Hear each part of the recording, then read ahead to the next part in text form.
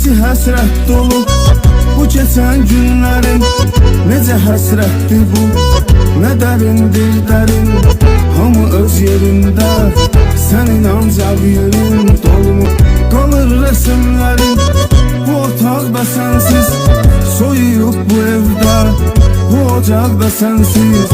Dözüb bu yoxluğa, yaşamaqda sənsiz olmuram.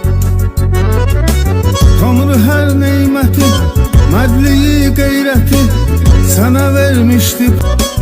Heç yaxşı olmadı belə tez getməyin, qəfil gözümüzdən yox olub bitməyin. Düşəndə hər yada, ürək bu fəryada dözmürəm. Heç ölüm qorxusu yox idi canında, o sənin kölgə tək dolandı yanında.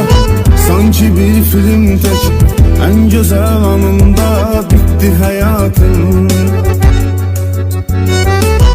İçi həsrət dolu bu keçən günlərin, necə həsrətdir bu, nə dərindir dərin.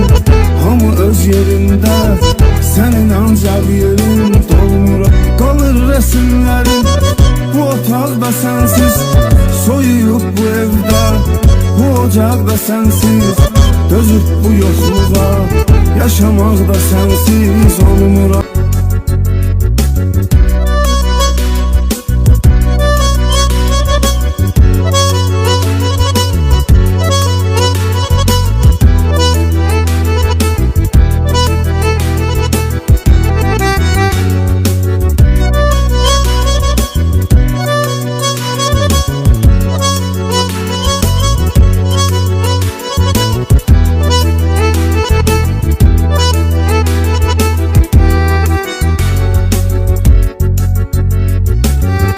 Zaman köçündə, bəlalar içində puç olub getdi həyatım.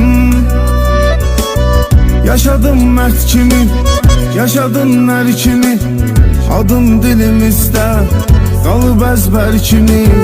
Göz önündən gəlib xatirələr kimi ötdü həyatım. Heç ölüm qorxusu yox idi canımda, o sənin kölgə tək dolandı yanında. Sanki bir film tək, ən gözəl anında bitti həyatın.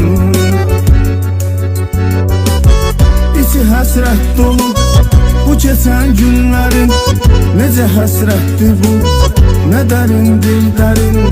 Hamı öz yerində, sənin ancaq yerin dolmuram. Qalır resimlərin bu otaqda sənsiz, soyuyub bu evdə, bu ocaqda sənsiz.